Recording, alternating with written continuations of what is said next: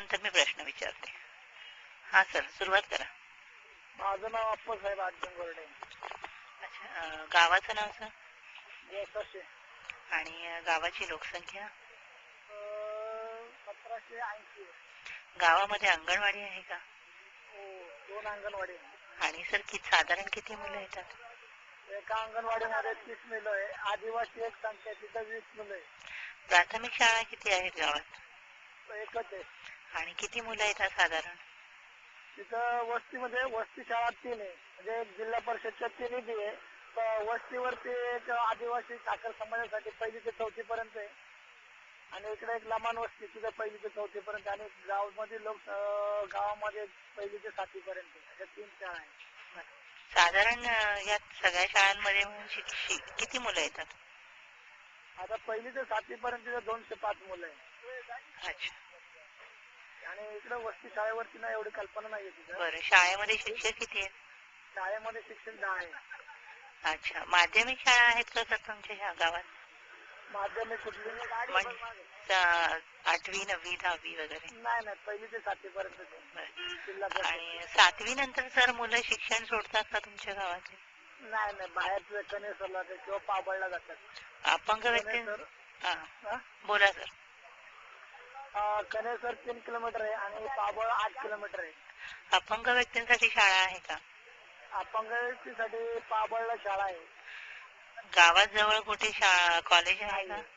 गावाच्या बाहेर राजगुरुनगरला कॉलेज आहे. पाबळला 12 किलोमीटर. प्राथमिक आरोग्य केंद्र आहे का? नाहीये. आशाताई आहेत का गावात? हा, 2 आशाताई आहे. बालमृत्यू आणि डिलिव्हरीच्या दरम्यान जे मातांचं मृत्यूचं प्रमाण आहे ते गावामध्ये किती टक्के आहे? नाहीये, शक्यतो गावामध्ये नाही म्हणलं तरी चालेल. सर्वसाधारण गावामध्ये आजार कोणते? सर्वसाधारण गावामध्ये आजार कोणते? सर्वसाधारण थंडी ताप. जास्त एवढे आजारी लोक नाही, कारण आमच्याकडे निर्मल ग्राम असल्यामुळं विहिरीमध्ये वॉटर सप्लाय वगैरे सगळं व्यवस्थित आहे. काय प्रॉब्लेम नाही. अपंग व्यक्ती किती आहेत गावात? गावामध्ये अपंग व्यक्ती काय 4-5 आहे, जास्त नाही. अच्छा, साधारण कोणतं अपंगत्व आहे त्या लोकांना? त्यांना ते साधं पायी वाढलेलं आहे. 2 व्यक्ती अशा, 2 जेंट्स आहे आणि 1 महिला आहे. बरं, लहान मुलांचं हॉस्पिटल आहे का? लहान मुलांचं हॉस्पिटल आहे का? नाहीये. ॲम्ब्युलन्स आहे? नाही. HIV काय प्रमाण आहे? HIV नाही आमच्याकडे. किती टक्के लोक शेती करतात आणि किती टक्के लोक त्याच्याशी निगडीत आहेत? सगळे 100% लोक शेतीच करतात आमच्याकडे. कोणती धान्य पिकवतात? सर्व धान्य पिकवतात. सर्व म्हणजे? ज्वारी, बाजरी, गहू, हरभरा, कांदा, बटाटा. पर कुटुंब सर किती एकर शेती असेल लोकांची साधारणतः? साधारणतः एवढं माहित नाहीये, पण कंपल्सरी कमीत कमी एक कुटुंबाकडे 5 ते 7 एकर आहे. बरं, शेतकऱ्याचं वार्षिक उत्पन्न काय असेल एका एकरला? आमच्याकडे पाणी प्यायला नसतं. जानेवारी, फेब्रुवारी, मार्च एंडिंगलाच पाणी संपते. 40,000 रुपये उत्पन्न वार्षिक. अच्छा, शेतावर काम करणाऱ्या व्यक्तीला किती रोजगार मिळतो? 50 रुपये रोज महिलांना आणि जेंट्सला 150 रुपये रोज. सर, असा फरक का? असा फरक का? महिलांना खुरपायला काम आहे ना. अच्छा, महिलांना काही शेतीमध्ये काही काम करायचं नसतं, काय नसतं ना. कोणत्या माध्यमातून शेतीला पाणी मिळतं? आपल्या याच्यामध्ये विहिरीच्या माध्यमातून. शेतकऱ्याने कधी गावामध्ये आत्महत्या केलेली आहे का? शेतकऱ्याने कधी आत्महत्या केली आहे का गावात? नाही, आमच्याकडे नाही असा प्रकार. गावात दारिद्र्य रेषेखाली किती लोक राहतात? 42 लोकांचे 42 घरे आहेत. गावात नरेगा आहे का? गावामध्ये नरेगा आहे का? नरेगा म्हणजे सरकारची जी रोजगार हमी ही स्कीम असते. नाही.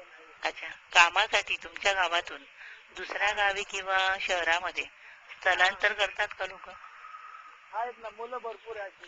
तरुण पिढी जवळजवळ 80% लोक बाहेर जातात. गोष्टी, चाकर. मग हे तात्पुरतं जातात की कायमस्वरूपी जातात? नाही, आपले सकाळी जातात डिलिव्हरी, होम डिलिव्हरी. डायरेक्ट घरी सकाळ संध्याकाळी, सकाळी जायचं संध्याकाळी घरी. पिण्याचं पाणी उपलब्ध होतं का गावात? हो, आहे ना. विहिरी वॉटर सप्लाय स्कीम आहे, पण सध्या विस्कळीत आहे. त्यासाठी आम्ही एक प्रस्ताव दिलेला जिल्हा परिषदला. नैसर्गिकरित्या पाणी मिळतं का गावाला? कुठलं? म्हणजे नदी, तलाव वगैरे असं? नाही, आमच्यापासून नदी, तलाव सगळे 12 किलोमीटर लांब आहे. आम्ही उंचावरती आहे. बरं. खेड तालुक्याच्या पूर्वेला 12 किलोमीटर म्हणून गोसाची म्हणून गाव आहे. ते उंचावरती सगळ्या तालुक्यामध्ये अच्छा. पूर्व भागाच्या पट्ट्यामध्ये. पिण्यासाठी जे पाणी मिळतं ते स्वच्छ असतं का? हो. बरं. किती टक्के लोकांच्या घरात संडास आहेत? आमच्याकडे निर्मळ ग्राम भेटल्यामुळे 100% लोकांकडे संडास आहे आमच्याकडे. आणि तितकीच लोक त्याचा वापर करतात का? हो, 100% लोक वापर करतात. महिलांना पुरुषाच्या बरोबरीची वागणूक मिळते का? हो, 100%. 50-50% आहे. आता गव्हर्नमेंटने नियमच काढलेला आहे. जिथे महिलांना 50% आरक्षण आहे. अनुसूचित जाती जमातीमधील लोकांना समान वागणूक मिळते का? हो, मिळते. आणि 18 ते 30 वयातील तरुणांच्या काय समस्या आहेत? कुठल्या? 18 ते 30 वयातील तरुणांच्या काय समस्या आहेत? काय नाही, गावामध्ये एक दवाखाना असावा किंवा एखादं काम रोजगार हमी योजना भेटावी.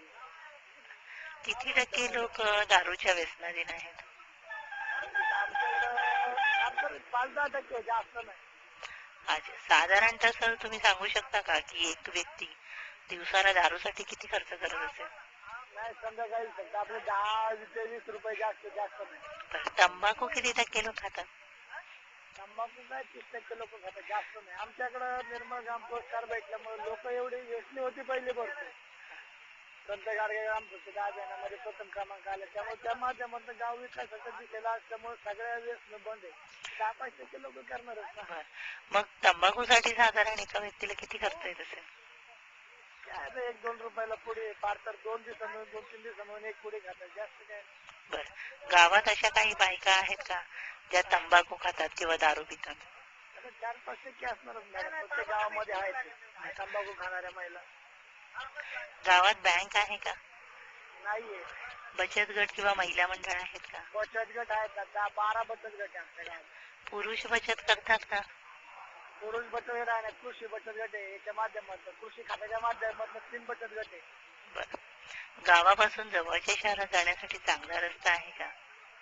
आता रस्त्याचं काम चालू झालेलं आहे, एक्सिडेंटच्या माध्यमातून एक्सिडेंटची कामं चालू आहे आमच्याकडे. गावाला जाण्यासाठी 12 किलोमीटर रस्ता चालू आहे आता. गावामध्ये चांगले रस्ते आहेत का? नाहीये. गावात लाईट आहे का? लाईट आहे, पण ते वॉटर याच्यामध्ये आपलं खांबळ्यांवरती बल्ब नसल्यामुळे ते बिल जास्त झाल्यामुळं ते कट केलेलं आहे ना. अच्छा. किती घरांमध्ये मोबाईल आहे? आता 80% लोकांच्या घरांमध्ये मोबाईल आहे. किती टक्के लोक वर्तमानपत्र वाचतात? आता आमच्या गावामध्ये सगळे वर्तमानपत्र आहेत, जवळजवळ 90% लोक वर्तमानपत्र वाचतात. किती लोकांकडे कम्प्युटर आणि इंटरनेट आहे? नाही, इथं आमच्याकडे कोणाकडेच नाहीये. ग्रामपंचायतीचा लोकांना कसा फायदा होतो? ग्रामपंचायतीचा लोकांना कसा फायदा होतो? आता कामाच्या माध्यमातून फायदा भेटतात मला, दुसरा कसा काय फायदा भेटणार? तरी साधारण काय सर? तरी म्हणजे कशा प्रकारे? कसं आहे, कुठल्या रोजगार हमी योजनेमध्ये आले तर त्यांना फायदा भेटणार. आता आमचं गाव छोटंसं असल्या गावाच्या खेड तालुक्याच्या पूर्व भागाला असल्यामुळे साधारणतः एवढ्या स्कीमा येत नाहीये ग्रामपंचायतला. अच्छा सर, जर एखाद्या सरपंचांना अवॉर्ड द्यायचा आहे असं जर असेल तर त्या सरपंचाच्या अंगी कोणते गुण असावे? त्या सरपंचाच्या अंगी सगळे गुण चांगले असतात. बेगर व्यसनी असावा, सुदृढ असावा, निर्व्यसनी असावा, त्या गावाला संस्कृती घेऊन चाललेला असावा, गावाची पूर्ण माहिती दिलेला असावा, शिक्षित असावा.